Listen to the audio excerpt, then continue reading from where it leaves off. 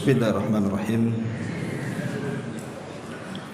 Assalamualaikum warahmatullahi wabarakatuh.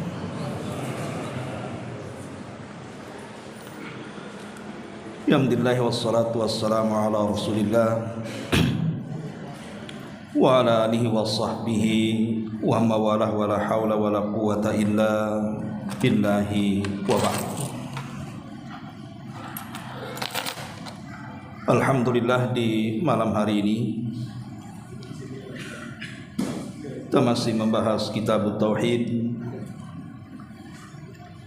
dan kemarin kita sudah memberikan muqaddimah pada bab ke-32 tentang takut kepada Allah Subhanahu wa ta'ala. Kita masuk pada materinya. Di sini pengarang menyebutkan beberapa ayat dalam Al-Quran. Di antaranya Allah Subhanahu wa ta'ala berfirman, innama dzalikumus syaitan yukhawwifu awliya'ahu fala takhafuhum wa khafuni in kuntum mu'minin.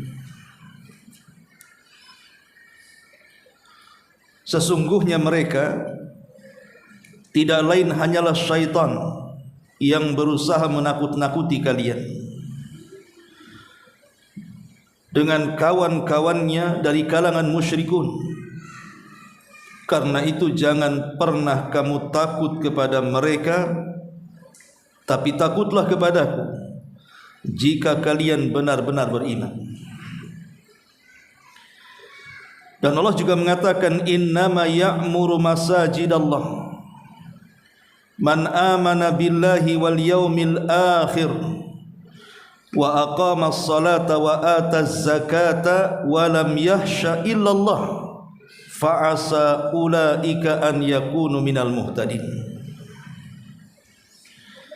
Sesungguhnya yang memakmurkan masjid-masjid Allah, mereka adalah orang-orang yang beriman kepada Allah, beriman kepada hari akhir, kemudian mendirikan salat, membayar zakat, dan dia tidak takut kepada siapapun kecuali kepada Allah.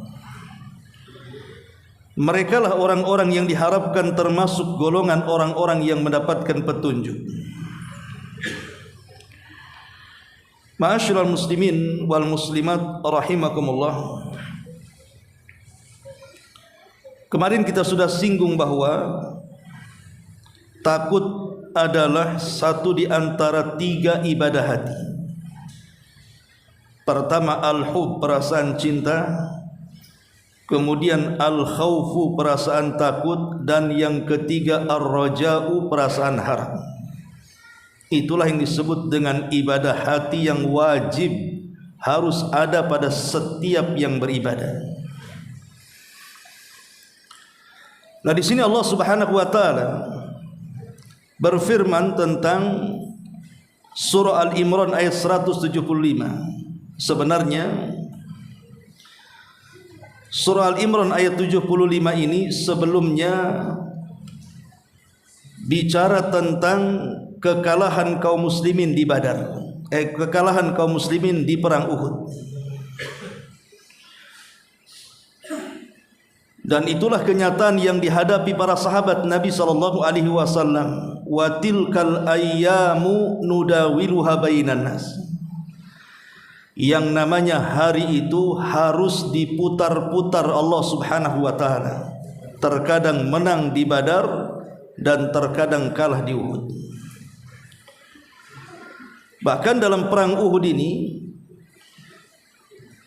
Nabi SAW sampai diisukan meninggal dunia. Padahal yang meninggal dunia bukan Nabi, tetapi Mus'ab ibn Umair. Karena perawakan Mus'ab dengan Nabi, kalau sudah memakai baju besi keduanya, hampir tidak bisa dibedakan mana Nabi, mana Mus'ab.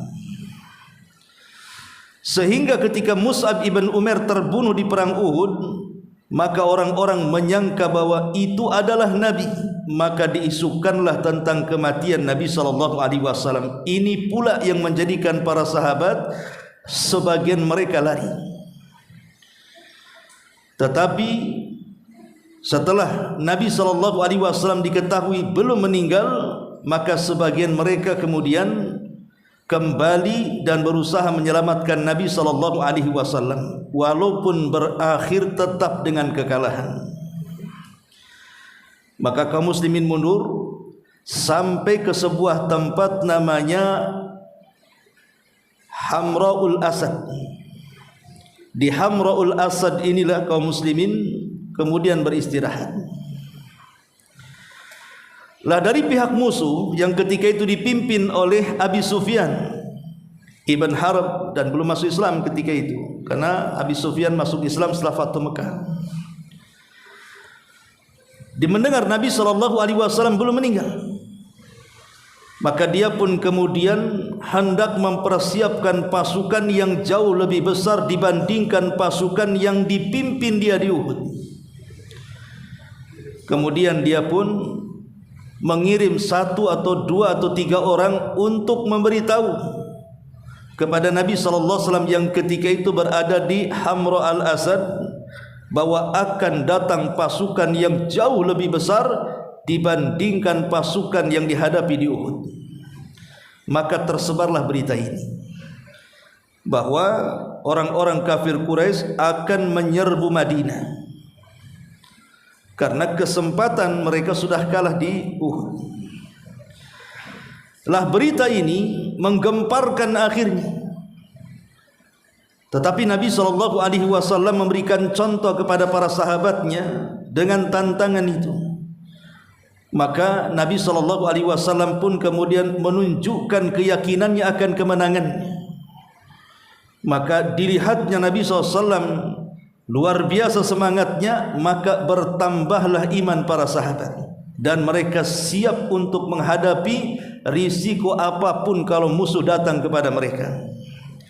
Dari sini turun surah Al-A'raf ayat 1 ayat 173 sampai 107 ayat 173 sampai 175. Allah mengatakan, alladzina qala lahumun nasu innan nasa qad jama'u lakum fahshawhum fazadahum imanan wa qalu hasbunallahu wa ni'mal wakil.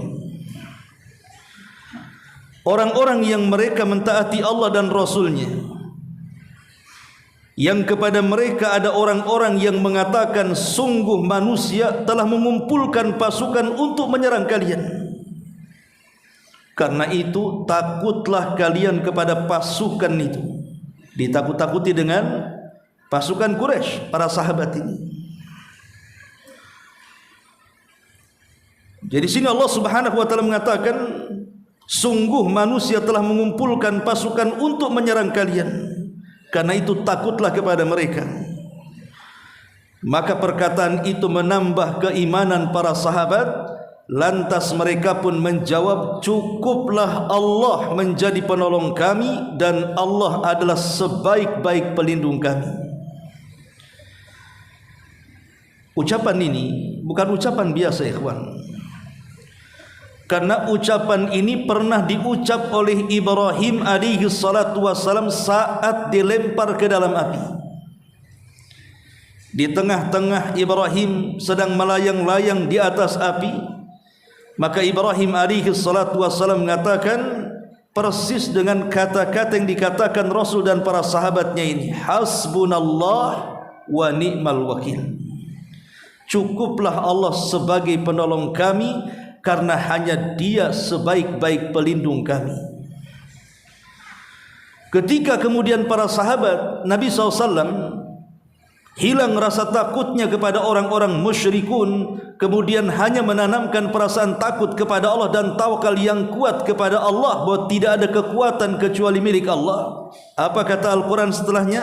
Fanqalabu bi ni'matin minallahi wa fadlin lam yamsashum su' wattaba'u ridwanallah wallahu dzul fadlil azim.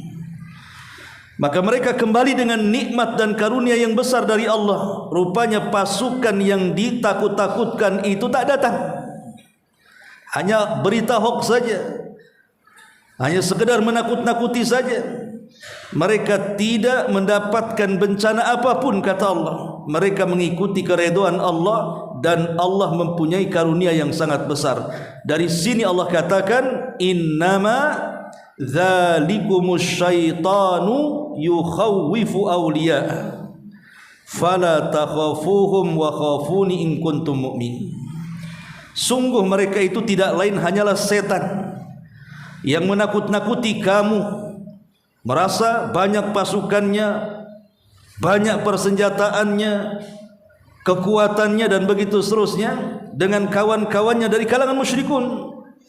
Karena itu Allah katakan, jangan takut kepada mereka, tapi takutlah kepadaku jika kalian betul-betul beriman kepada Allah Azza wa Jalla. Inilah asbab nuzul daripada ayat ini. Ma'asyiral muslimin wal muslimat rahimani wa rahimakumullah. Jadi Allah Subhanahu wa taala di surah Al-Imran ayat 175 ini memberikan dasar dalam kehidupan kita agar jangan pernah takut kepada siapapun. Kalau Allah Subhanahu wa taala bersama kita, maka tidak ada zat yang paling baik melindungi kita melebihi Allah Subhanahu wa taala. Makanya para sahabat ketika rasa takut kemudian menghinggap di hati-hati mereka, tidak ada daya dan kekuatan kecuali milik Allah, maka sudah tidak memiliki takut lagi mereka. Mau datang berapa pasukan dengan kekuatan besar pun silahkan datang. Itulah kekuatan tauhid namanya. Ma'asyiral muslimin yang dimuliakan Allah Subhanahu wa taala, syaitan memang sudah berjanji untuk menyesatkan kita. Salah satu bentuk bagaimana syaitan itu menyesatkan kita adalah dengan cara menakut-nakuti kita, ataupun dengan cara memberikan was-was kepada kita. Dan kalau kita cerita tentang was-was, was-was ini ikhwatu fiddin adalah senjata yang luar biasa. Setan itu sudah sering saya katakan, dia tidak pernah mendorong dengan fisik kita untuk terjerumus kepada maksiat, atau menarik tangan kita, ayo berzina, ayo judi, ayo khamr. Enggak. Setan tidak pernah mendorong atau menarik badan kita. Setan itu cukup memberikan was-was saja dalam hati. Sana berzina enak, sana minum khamr enak, sana judi nanti kau kaya. Hanya itu saja. Itulah senjata setan. Dia ngasih was-was saja. Tetapi was-was itu yang menjadikan abuna bapak kita Adam alaihi salatu wassalam terkeluarkan dari sorga. Kedahsyatan was-was daripada syaitan. Dan syaitan ini ikhwatu fillah muliakan Allah Azza wa Jalla, ketika memberikan was-was kepada kita, maka yang pertama kali yang paling bahaya adalah ketika dia memberikan was-was dalam bab akidah. Ini paling bahaya. Seperti apa contohnya? Dari Abu Hurairah radhiyallahu anhu, Nabi sallallahu alaihi wasallam mengatakan, la yazalun nas yatasaaluna hatta yuqal hadza khalaqallah, hatta yuqal hadza khalaqallahul khalqa faman khalaqallah. Kata Nabi sallallahu alaihi wasallam, manusia akan terus saling bertanya-tanya sesama mereka dan dalam hati mereka, dan itu akibat was-was daripada syaitan. Syaitan akan menghembuskan banyak soalan yang harus kita jawab. Siapa yang menciptakan langit? Kita katakan Allah. Siapa yang menciptakan bumi? Kita katakan Allah. Siapa yang menciptakan alam semesta? Kita katakan Allah. Sampai ketika mentok pertanyaan itu, maka berakhir dengan kata-kata siapa yang menciptakan Allah. Kalau sudah sampai kepada was-was seperti ini, siapa yang menciptakan Allah Subhanahu wa taala, maka kata Nabi sallallahu alaihi wasallam, falyaqul amantu billah, maka katakan aku beriman kepada Allah Subhanahu wa taala. Inilah yang paling bahaya. Kalau umpamanya setan memberikan was-was kepada kita sampai mempertanyakan siapa yang menciptakan Allah, maka segeralah istighfar dan mengatakan amantu billah, aku beriman kepada Allah Azza wa Jalla. Masalahnya ada orang yang mengatakan bahwa kita boleh menanamkan was-was atau keraguan-raguan dalam hati tentang Allah Subhanahu wa taala. Contohnya adalah Nabi Ibrahim katanya. Nabi Ibrahim pernah berkata dalam Quran surah Al-Baqarah 260 itu, wa idz qala Ibrahimu kaifa tuhyil mauta.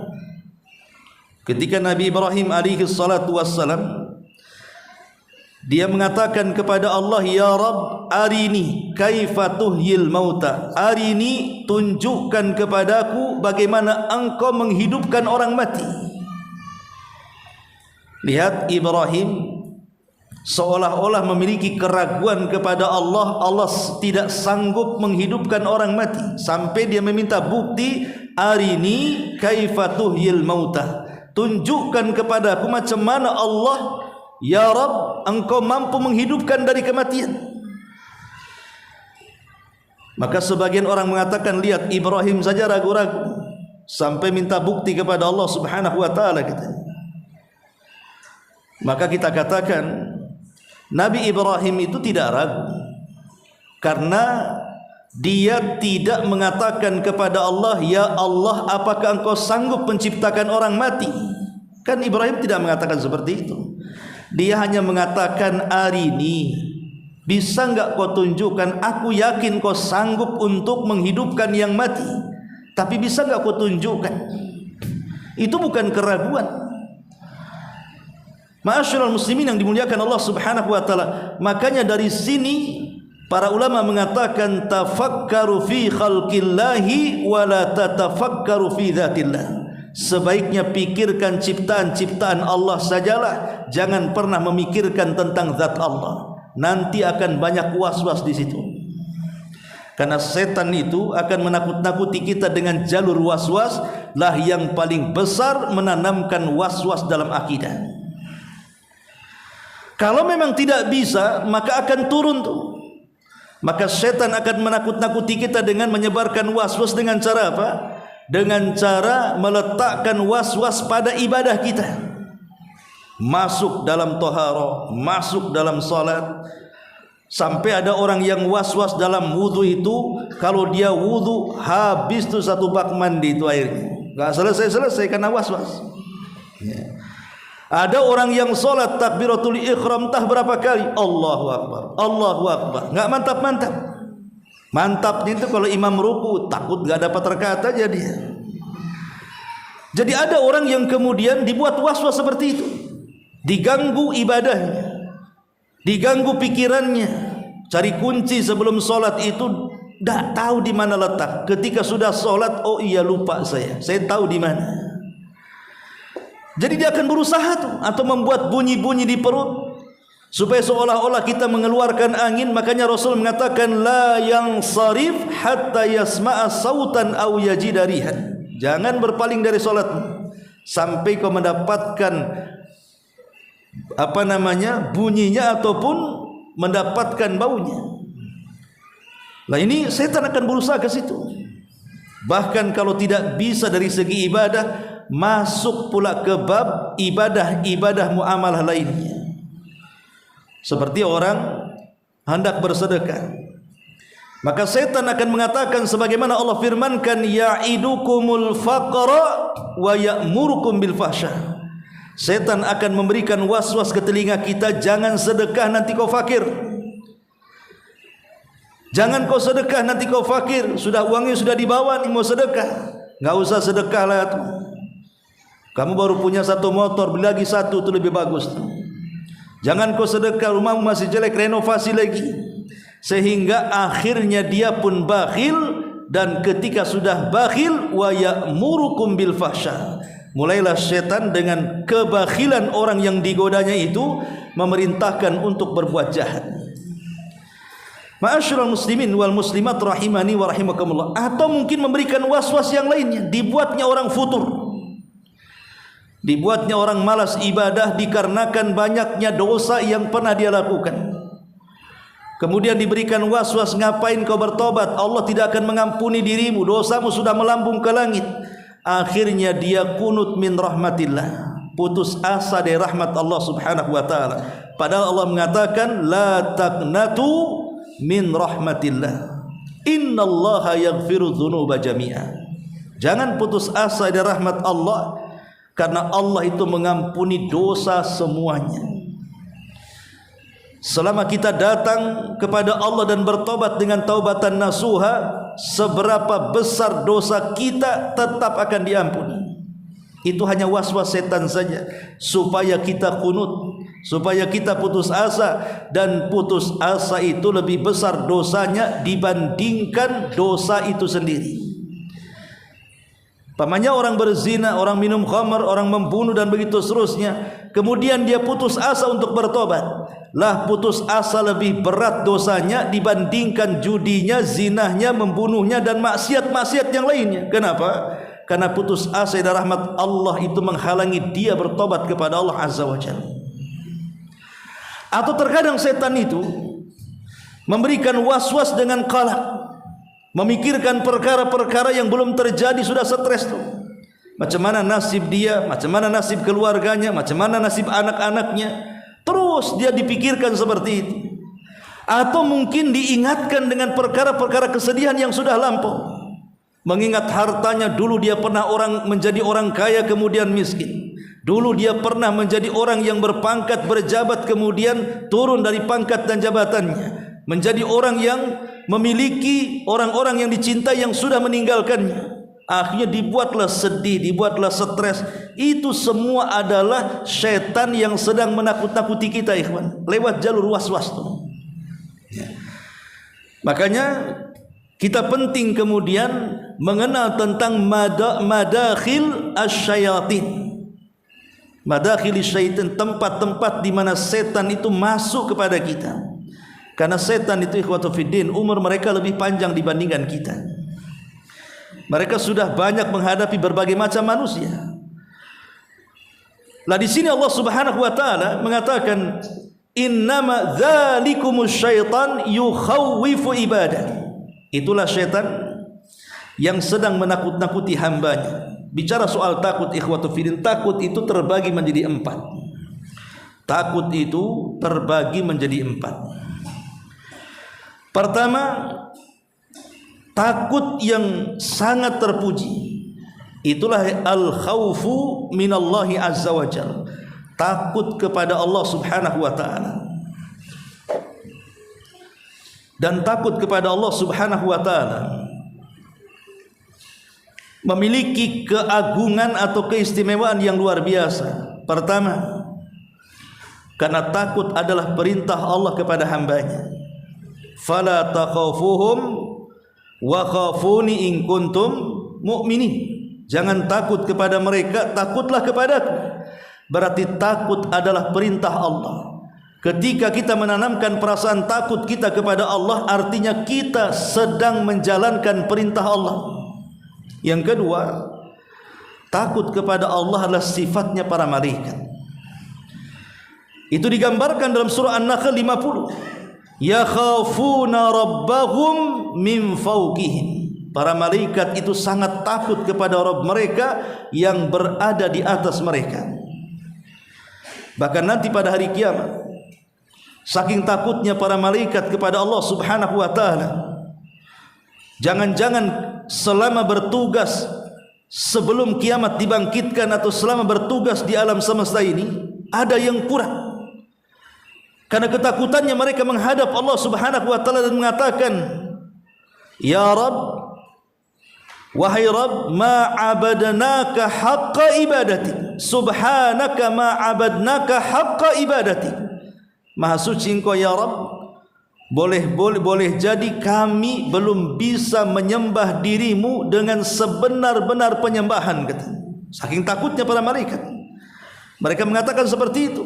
Subhanaka, maha suci engkau ya Rabb, ma'abadnaka haqqa ibadati.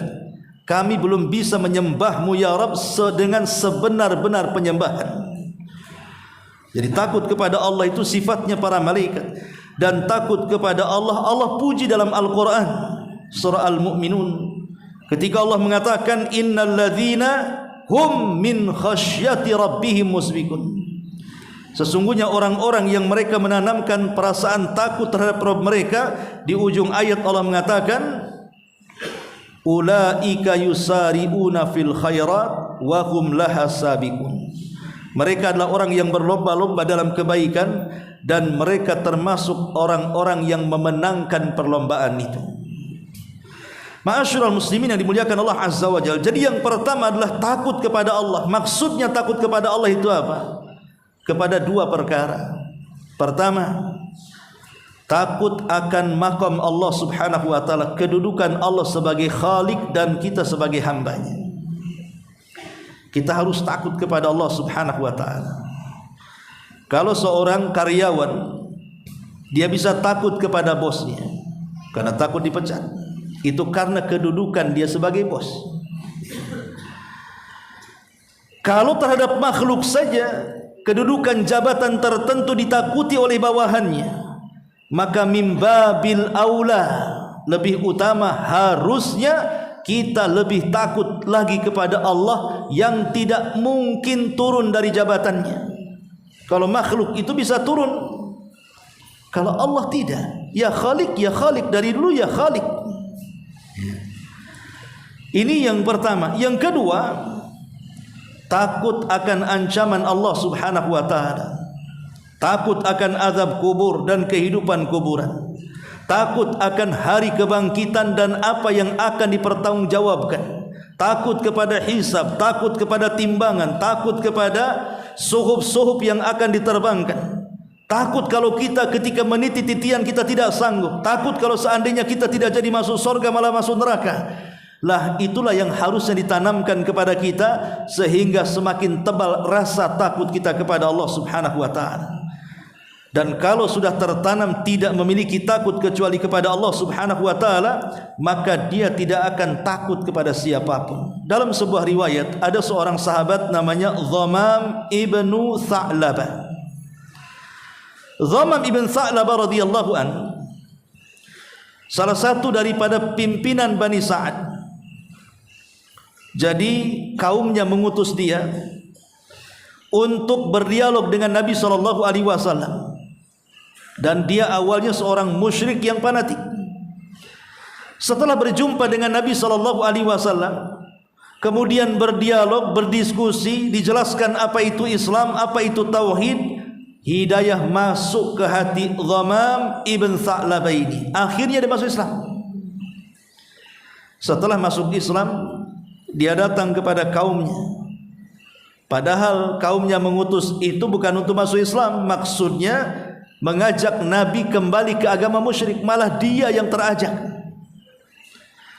Setelah kemudian Islam masuk di hati dia, hidayah masuk di dada dia, maka hilang perasaan takut kepada siapapun kecuali kepada Allah Subhanahu wa taala. Akhirnya dia kumpulkan kaumnya orang-orang Quraisy itu. Tiba-tiba dia mencela sesembahan orang Quraisy dan mengatakan bi'satil Lata wal Uzza, katanya. Seburuk-buruk Tuhan adalah Lata dan Uzza, katanya.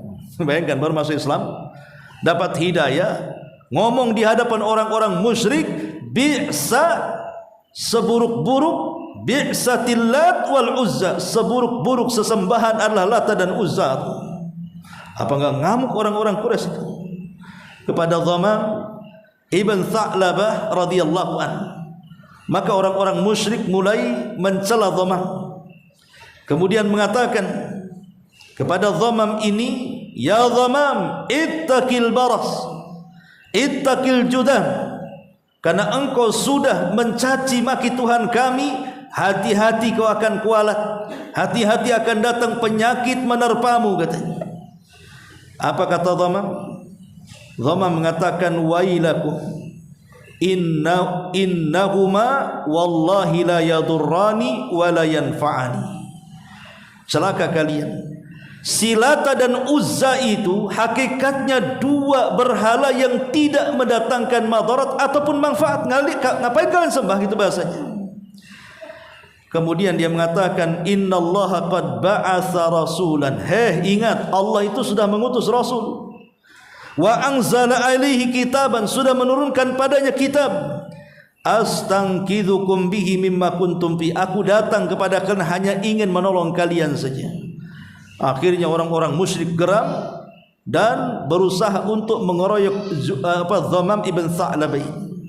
Itulah perasaan takut kalau sudah menempel di hati seseorang, maka tidak akan ada yang ditakuti oleh dia siapapun kecuali Allah Subhanahu wa taala. Ma'asyiral muslimin rahimakumullah, dan kita tahu bahwa takut itu sebuah ibadah. Takut itu sebuah ibadah yang mempengaruhi iman seseorang.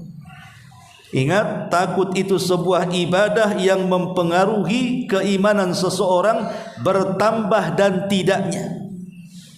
Maksudnya, ketika iman seseorang bertambah itu karena takutnya bertambah. Ketika iman itu berkurang dikarenakan takut ia kepada Allah berkurang. Jadi kalau takut kita kepada Allah Subhanahu wa taala naik, maka iman secara sendirinya akan naik.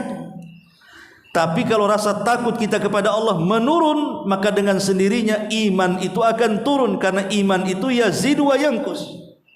Dia bisa bertambah dan bisa berkurang.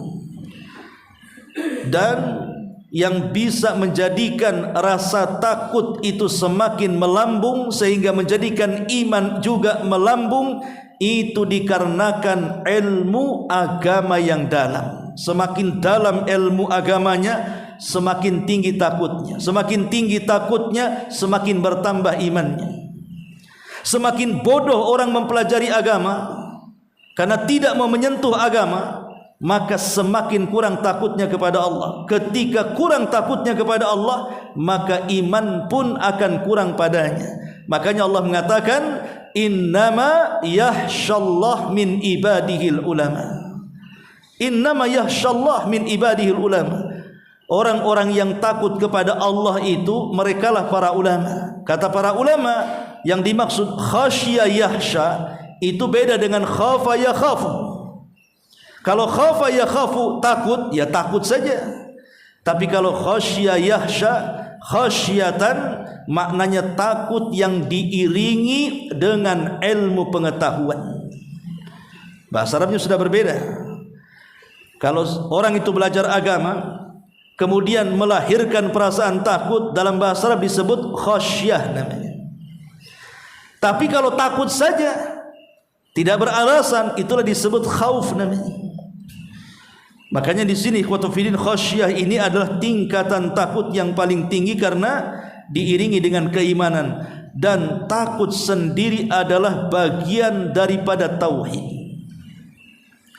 Kalau seandainya takut ini yang letaknya di dada-dada kita sampai diberikan kepada selain Allah Subhanahu wa taala, maka takut berubah dari tauhid menjadi kesyirikan, dan tidak main-main kesyirikannya. Bukan syirkul asghar, tetapi syirkul akbar, syirik besar. Memalingkan perasaan takut kepada selain Allah Subhanahu wa taala, seperti takut kepada jin, takut kepada iblis, takut kepada syaitan, takut kepada kuburan para wali, atau takut kepada yang lain yang tidak beralasan. Ini bisa mengeluarkan manusia dari keislaman, ikhwatufidin. Maka yang pertama al-khaufu minallah, takut kepada Allah. Yang kedua al-khaufu syirki, takut yang menjerumuskan pelakunya ke dalam kesyirikan. Di dalam kitab Ushulul Tsalatsa, di situ dicantumkan bahwa siapapun yang menyelewengkan ibadah-ibadah yang ibadah itu tidak boleh dimiliki kecuali harus diberikan kepada Allah, maka siapa yang dipersembahkannya kepada selain Allah atau mempersembahkannya kepada selain Allah, maka dia telah kufur, keluar dari Islam. Salah satunya adalah al-khaufu, perasaan takut. Jadi takut itu ibadah, jangan diberikan kepada selain Allah Subhanahu wa taala. Contoh umpamanya, ada orang ziarah kubur ke makam para wali. Kita tahu bahwa makam para wali itu kan terkadang sebagiannya kan dihias, entah dengan kain putih yang diputar-putar, entah dengan apa, pokoknya nampak masuk itu tuh rasanya takut orang itu. Akhirnya ada sebagian mereka karena rasa takutnya kepada kuburan wali itu, sampai ketika pergi dari kuburan itu saja tidak berani membelakangi itu. Harus mundur, udah jauh, baru belakang. Kan ada yang seperti itu.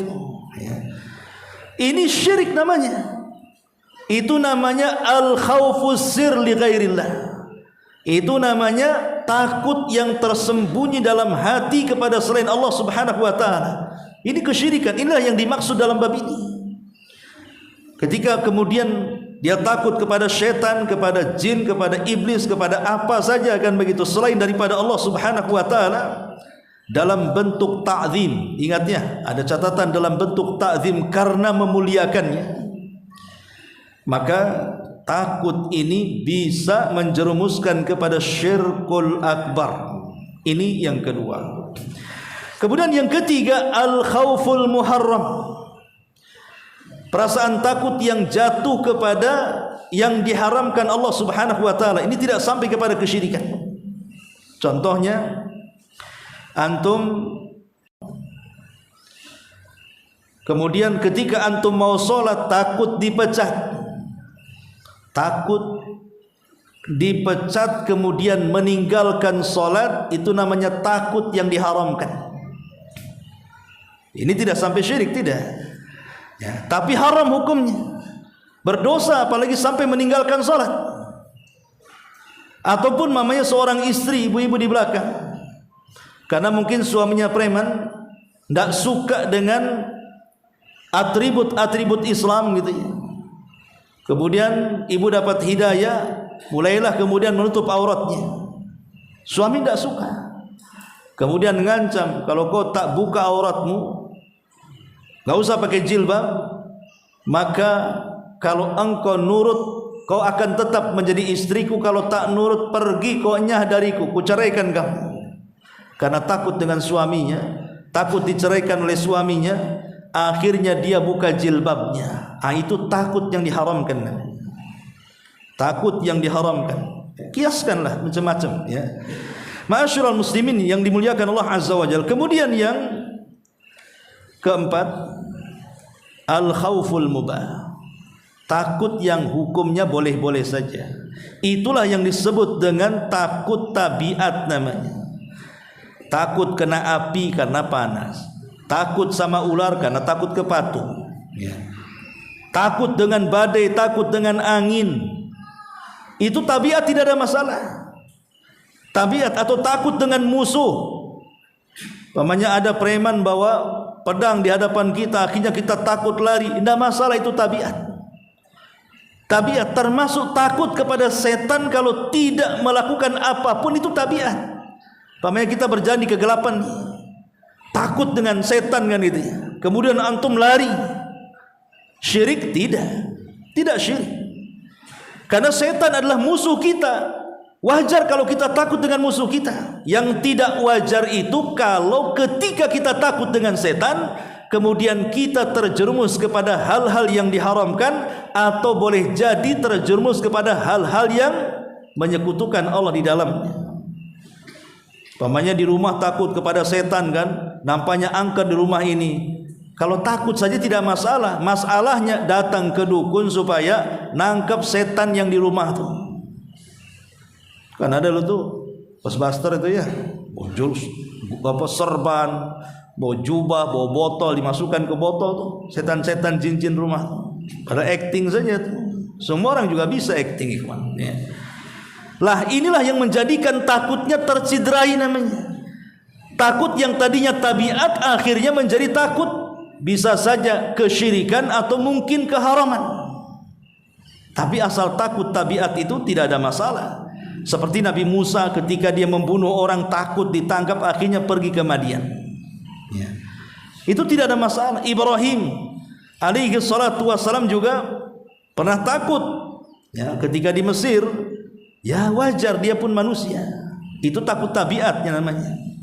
Lah inilah diantara rincian-rincian takut, bahwa takut itu yang pertama lah takut kepada Allah, yang kedua takut kepada selain Allah terbagi tiga, bisa dihukumi syirik, bisa dihukumi haram, bisa dihukumi mubah. Taib, ma'asyiral muslimin wal muslimat rahimani wa rahimakumullah. Di sini Allah mengatakan dzalikumus syaitanu yukhawwifu awliya. Sesungguhnya mereka tidak lain hanyalah setan yang menakut-nakuti kalian. Pernah saya sampaikan kemarin di khutbah Jumat sini, bahwa di antara janji daripada janji setan di hadapan Allah Subhanahu wa taala akan menyesatkan Bani Adam itu dari 4 arah angin. Setan mengatakan, qala fabima aghwaytani la aqudanna lahum siratakal mustaqim. Ya Rabb, karena engkau sudah menyesatkan aku. Ini su'ul adabnya setan. Dia yang sesat, Allah yang disalahkan. Karena engkau sudah menyesatkan aku, kata iblis, la aqudanna lahum siratakal mustaqim. Saya akan sesatkan mereka, anak-anak Adam, dari jalanmu yang lurus. Kemudian iblis mengatakan, thumma la'atiyannahum min baini aydihim wa min khalfihim wa an aymanihim wa an syama'ilihim wa la tajidu aktsarahum syakirin.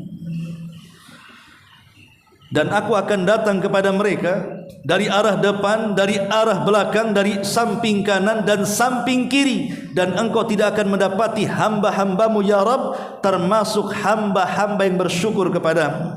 Surah Al-A'raf ayat 16. Ulama tafsir mengatakan seperti Abdullah ibn Abbas radhiyallahu anhuma, bahwa yang dimaksud dari arah depan adalah manusia itu akan dilupakan dengan akhiratnya. Lupa bahwa setelah kematian ada azab kubur, lupa bahwa setelah kematian ada kebangkitan, lupa bahwa setelah kematian itu ada perhitungan, ada mizan, ada timbangan, dan macam-macamnya, ada surga dan neraka. Itu dilupakan itu. Jadi mereka akan datang kepada kita memberikan was-was supaya melupakan akhirat kita, seolah-olah setelah kematian itu tidak akan terjadi apa-apa. Kalau mereka gagal, maka mereka mulai datang ke belakang arah kita. Kata Abdullah ibn Abbas, maksudnya dari arah belakang itu setan akan menanamkan kepada kita hubbud dunya, kecintaan kita kepada dunia. Karena nanti dengan sendirinya ketika setan sudah menguasai bahwa kita dicintakan dengan dunia, secara otomatis dilupakan dengan akhiratnya. Tidak perlu kemudian dikasih was-was bahwa tidak ada azab kubur, tidak ada kebangkitan, tidak ada surga, tidak ada neraka. Tidak perlu, karena sudah tidak bisa digoda. Maka dia dengan cara lain datang kepada kita, ditanamkan kecintaan kita kepada agama, kecintaan kita kepada dunia. Nih kalau orang sudah cinta dengan dunia, konsekuensinya apa? Karahiyatul maut, pasti dibencikan kematian. Makanya 2 penyakit yang disebut penyakit lemah atau bahasa Arabnya al-wahn, kata Nabi SAW, hubbud dunya wa karahiyatul maut. Cintakan dulu dengan dunia orang ini, dengan sendirinya pasti dia benci dengan kematiannya. Secara otomatis pasti dilupakan dengan akhiratnya. Kalau tidak bisa juga dari sisi ini, maka setan akan mengambil sisi sebelah kanan. Kata Abdullah ibn Abbas radhiyallahu anhu mengatakan sisi sebelah kanan itu maksudnya akan berusaha menggoda kita, membatalkan setiap amal kebaikan kita. Tapi menurut Sufyan Ats-Tsauri rahimahullah ta'ala mengatakan maksudnya menanamkan syubhat kepada hati kita. Pokoknya setiap mau melakukan kebaikan, maka setan akan menakut-nakuti seperti dalam ayat ini.